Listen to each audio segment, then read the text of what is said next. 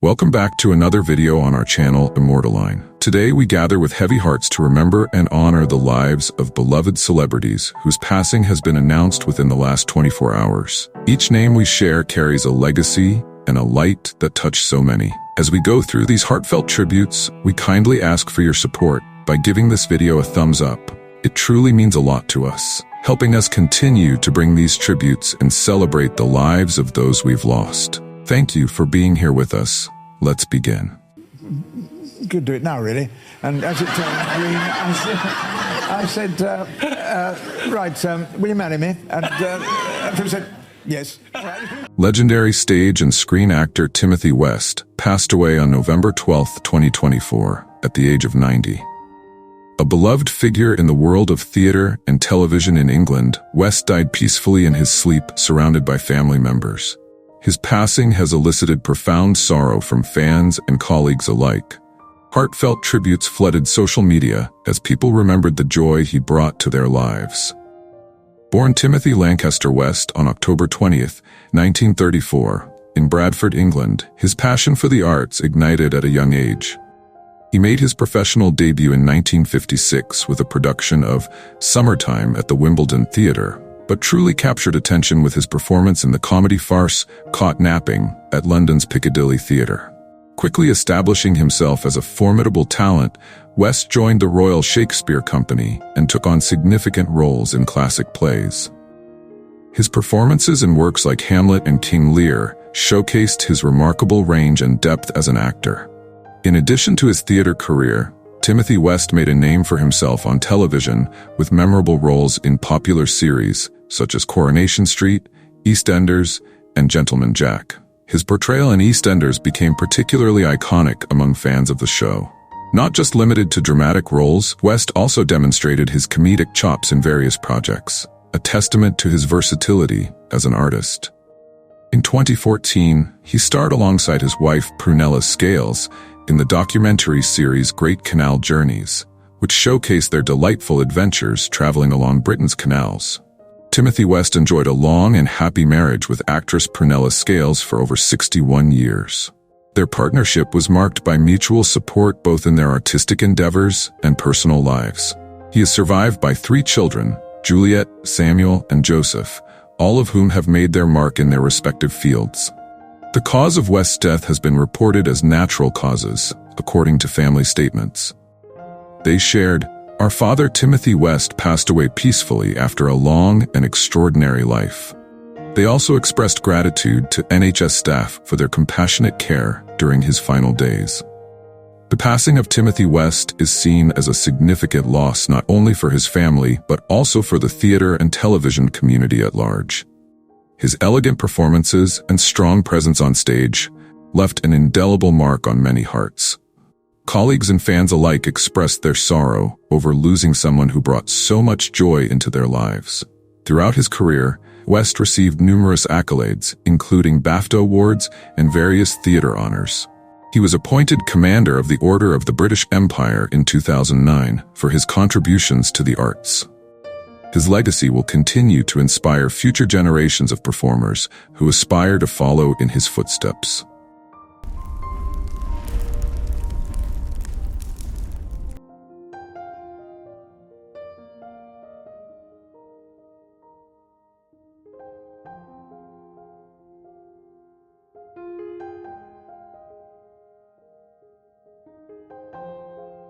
Trinidadian-American novelist and literary activist Elizabeth Nunez passed away on November 12, 2024, at the age of 70. A Trinidadian-American writer known for her significant contributions to literature and social issues, Nunez's death is regarded as a major loss to the literary community. Many fans and colleagues took to social media to pay tribute to her legacy. Born in 1952 in Trinidad and Tobago, Elizabeth Nunez developed an early passion for writing and won her first prize at the age of 9 for a story she wrote. After emigrating to the United States at the age of 19, she continued her education and earned a bachelor's degree in English from the University of the Pacific before obtaining her MA and PhD in literature from New York University. Her works have garnered numerous awards, Bruised Hibiscus won the 2001 American Book Award, while Prospero's Daughter received recognition as a New York Times Editor's Choice. The depth and emotion in her writing left a lasting impact on readers. In addition to being a writer, Elizabeth Nunez was also an academic. She taught English at Hunter College and offered courses on Caribbean women writers while inspiring young authors. As a co-founder of the National Black Writers Conference, she developed various programs to support writers of color. Nunez actively worked to increase the visibility of women writers in literature and conducted numerous seminars and workshops on this topic. She also hosted a radio program on WBAI 99.5 FM. The passing of Elizabeth Nunez is seen as a significant loss not only for her family, but also for the literary community at large. Her family stated she was not just a writer, she was also a mother, teacher, and source of inspiration. Her works will continue to serve as resources for future generations of writers, and her sensitivity to social issues will always be remembered fondly. Elizabeth Nunez's contributions throughout her life will be cherished by those who knew her and loved her work.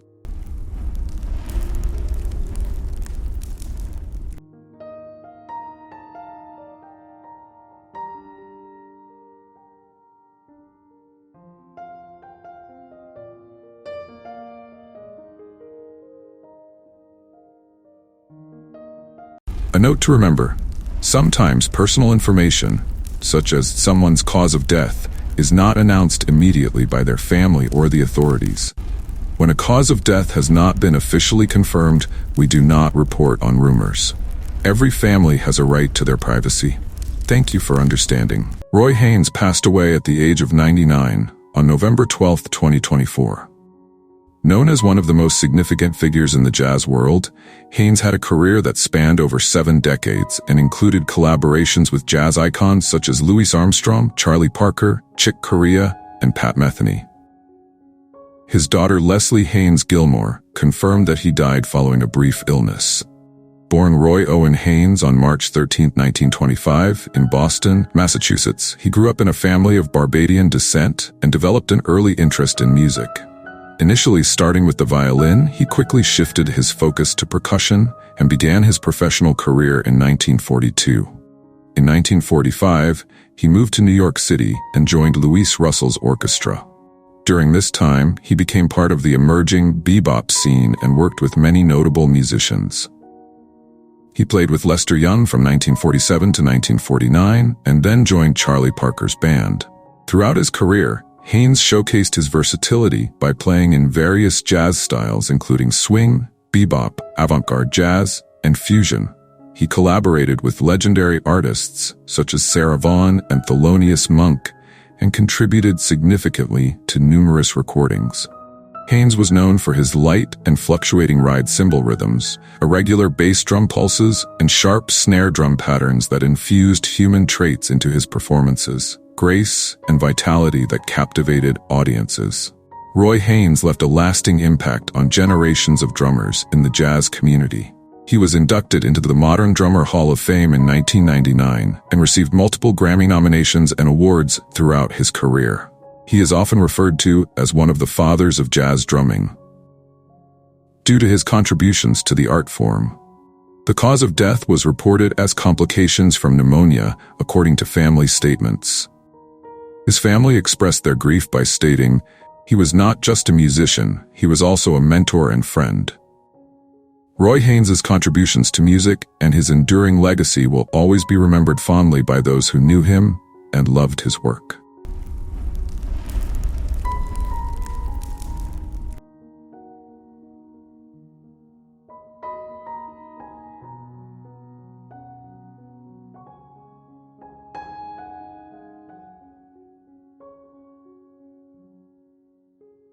We present this as not a left or right, conservative or liberal issue, but it was an American constitutional issue, and that if the two of us...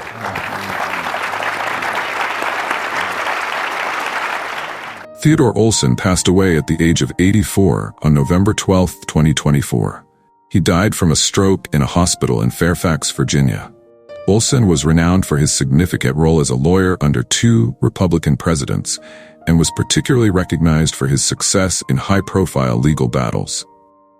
His death is seen as a major loss to the legal community and prompted heartfelt tributes from many colleagues who remembered his contributions to law and justice. Born on September 11, 1940, in Chicago, Illinois, Theodore Beverly Olson grew up in California, where he developed his libertarian conservative views.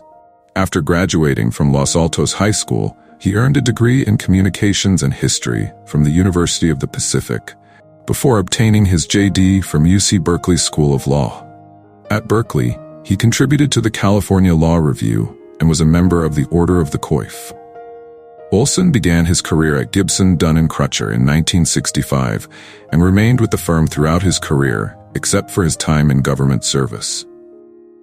He served as Assistant Attorney General in charge of the Office of Legal Counsel during Ronald Reagan's administration from 1981 to 1984, before being appointed Solicitor General by George W. Bush in 2001, a position he held until 2004. Throughout his career, Olson argued over 65 cases before the Supreme Court, gaining recognition for his ability to navigate complex legal issues effectively. One of his most notable cases was Bush v. Gore, which played a crucial role in determining the outcome of the contentious 2000 presidential election. Among other significant cases in which Olson was involved are Citizens United v. Federal Election Commission, which transformed campaign finance laws by removing many restrictions on political donations, and a challenge to the Trump administration's decision to end DACA, Deferred Action for Childhood Arrivals. Olson also gained attention for joining the lawsuit against California's Proposition 8 that sought to ban same-sex marriage, an action that surprised many given his conservative background but showcased his commitment to individual rights. Olson's personal life was marked by tragedy. His third wife, Barbara Olson, was killed during the September 11 attacks when American Airlines Flight 77 crashed into the Pentagon. He later married Lady Booth Olson, with whom he shared many years together. The passing of Theodore Olson is viewed as a significant loss not only for his family, but also for the legal community at large. He received numerous accolades throughout his career and was known for his eloquence and advocacy skills that inspired many young lawyers. His family stated, "Ted's contributions throughout his life and his love for people will always be remembered." Theodore Olson's legacy will continue to serve as an example for future generations.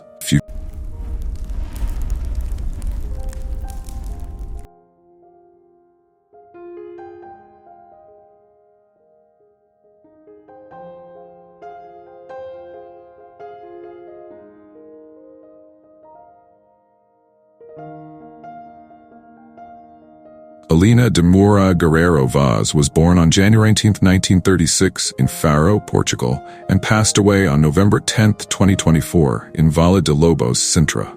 She was a renowned Portuguese actress with a long career spanning both theater and television.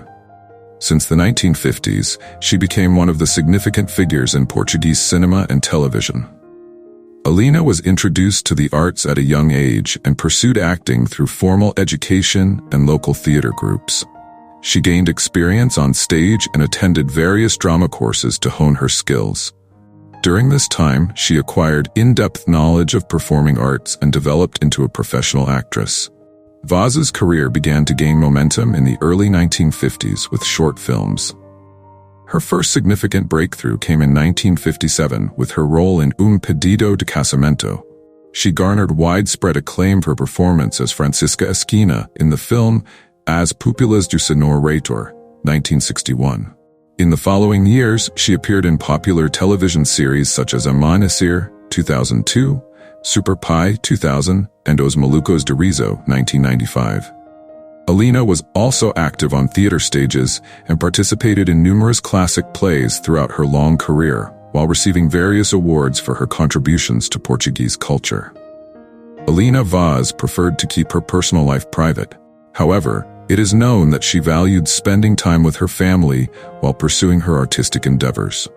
Throughout her career, she inspired many young actors entering the industry. Helena Vaz passed away on November 10, 2024, at the age of 88. Her death is considered a significant loss to Portuguese cinema. Alina's legacy will live on not only through her acting career, but also through her contributions to Portuguese culture. Her influence on the theater and television world will continue to inspire future generations.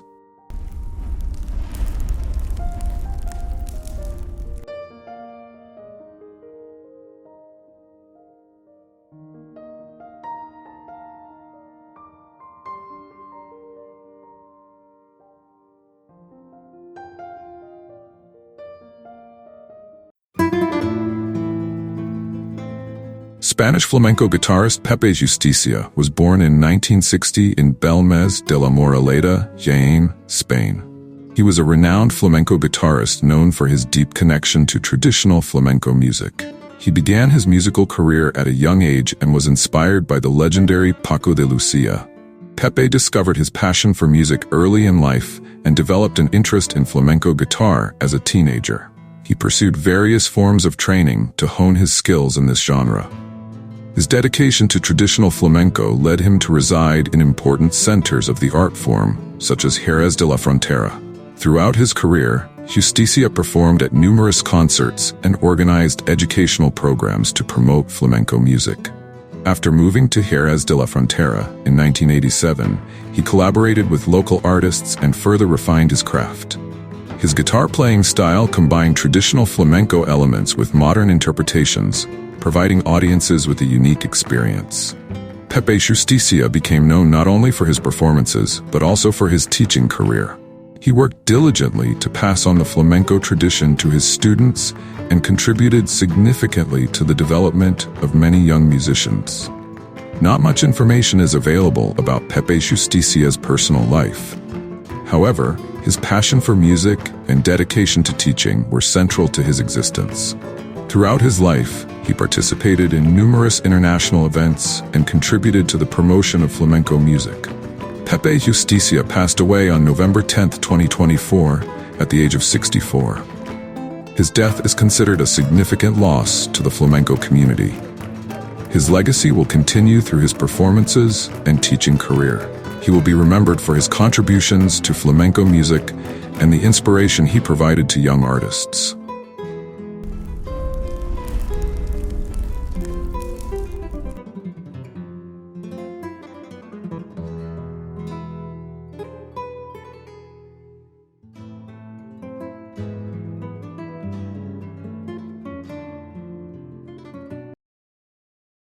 I want to start off by, acknowledging, a legend passing in the game, and always sad to see somebody leave that made so much to our sport, and John Robinson. Legendary football coach John Robinson passed away on November 11, 2024, at the age of 89.